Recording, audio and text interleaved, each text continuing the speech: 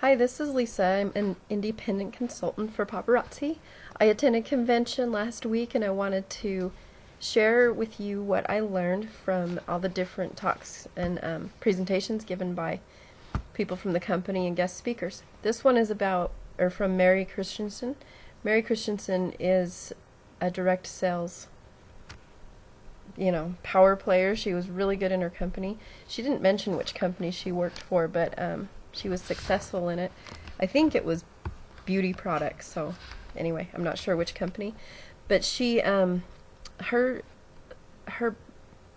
presentation was called The Power of You, and I wanted to tell you a few things that she touched on.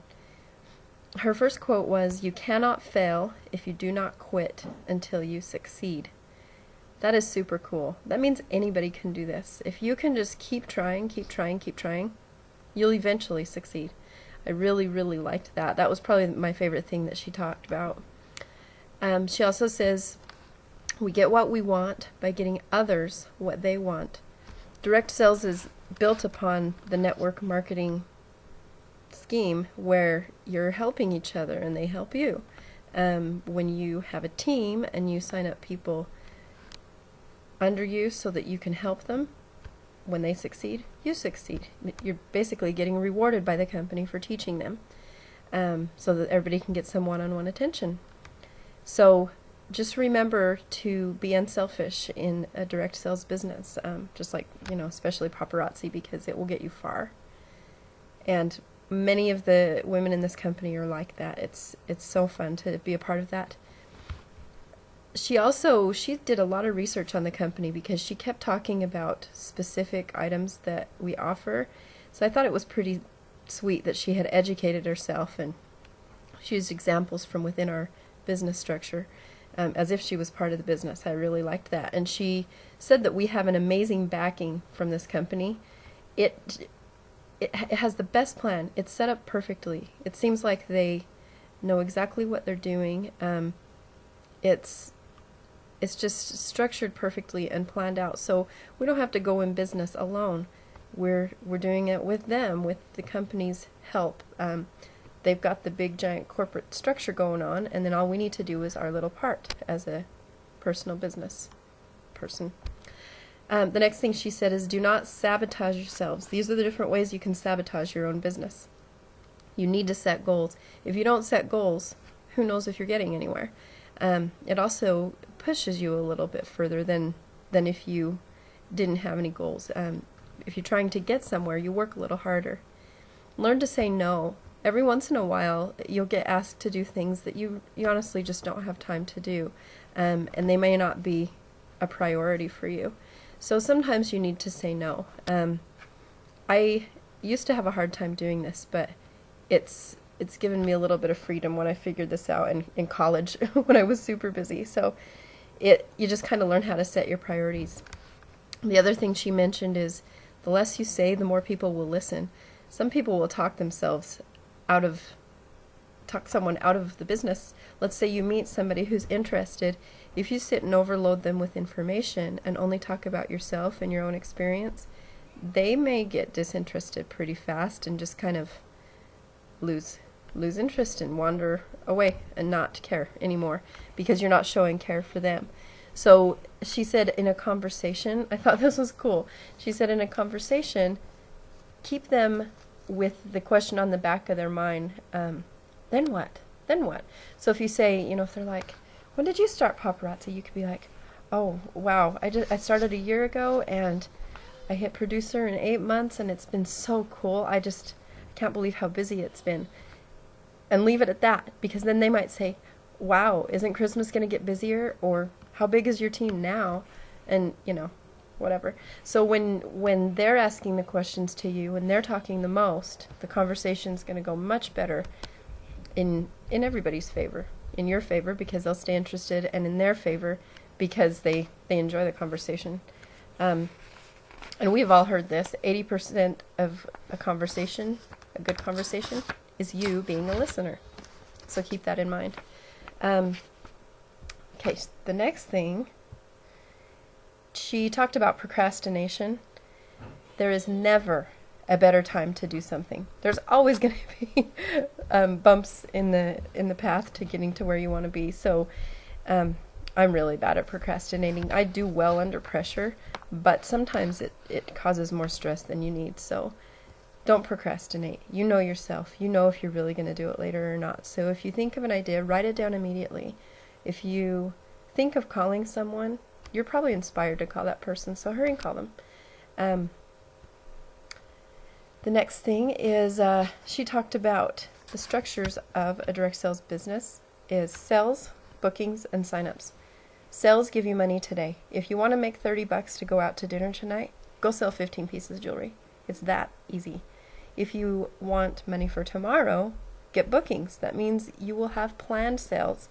So you can call up 10 leads today and find out who will do a party for you this month. Offer some incentives for booking on the spot, and you will have a planned party with planned customers. And then sign-ups give you money forever. In this type of business, Paparazzi in particular, you get commission from people on your team from what they buy. So as long as your team is always growing and they're always buying, you will get a paycheck, a percentage of what they buy. Control your business by controlling your calendar. Sometimes this is a problem, sometimes it isn't. If you want to be extremely busy, you can leave yourself totally open.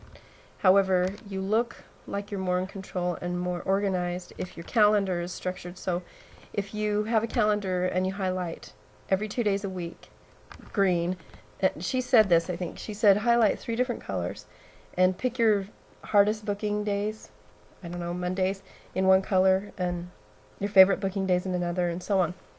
And then say, if you book a green date, you get 3 pieces of jewelry for free. If you book a yellow date, you get 2 pieces of jewelry for free. If you book a pink date, you get 1 piece for free. Just because that'll show the need. And some people are willing to compromise so they can get more free jewelry. So I really, really liked that idea. She gave an example. It was super cool, super good idea. She said get 10 bangles, 10 little bangle bracelets, and we know where we can get those, right? Get some bangles and put them on your right arm. And throughout the day, when you have a moment, make a phone call. The 10 bangles represent 10 phone calls. It's up to you if you wanted to have 10 attempts or 10 people that you actually reach. But anyway, every time you make a phone call, move a bracelet to the other arm. We all know we can't sit down for an hour and make 20 phone calls ever, because we're doing all this because we want to stay home with our kids, or we have other jobs, or we want to have other fun things to do. So if you can't set aside an hour to call people, take this 10 bangle challenge and see if you can call 10 people throughout the day instead of stressing about this 1 hour of time you need to allot. I just liked it. And she said that just changed her life on the phone call structure. She was able to reach people all the time. She said we reject anyone with whom we don't share the business. So if you're not willing to tell people about your business, that's an automatic rejection. They automatically don't want to have a party. They automatically don't want to sign up. And they automatically don't want to buy any jewelry because you never told them about it. So that's a really cute attitude. So just keep an open mind and be sure you share the opportunity to buy, have a party, or sell. She uses compliments, Mary uses compliments to handle rejection. Here's an example she gave, and I thought this was so cute. She said, let's say you go up to somebody, oh, you'd be so good at selling paparazzi, or do you want to sell paparazzi? And if they're like, no, you could say, well, I bet you get asked all the time. You're so nice and fun. It seems like you'd be doing something like this already. So you use a compliment instead of a, oh, okay, that way you sound more prepared. She said you could even plan what to say to people because most people are nice, and so you can compliment and tell them, oh, you're so nice, you're probably doing this business already. I bet you get asked all the time. And you won't appear to be weak. You'll appear to be in control. Just, in any conversation, if you know what to say, or if your attitude stays the same, instead of like bowing your head a little and stepping back a little and feeling silly for asking them. Another compliment she uses is, "Oh, I would love to work with you. You would be so fun to be on our team. I know you'd bring life to the party." So that was another compliment.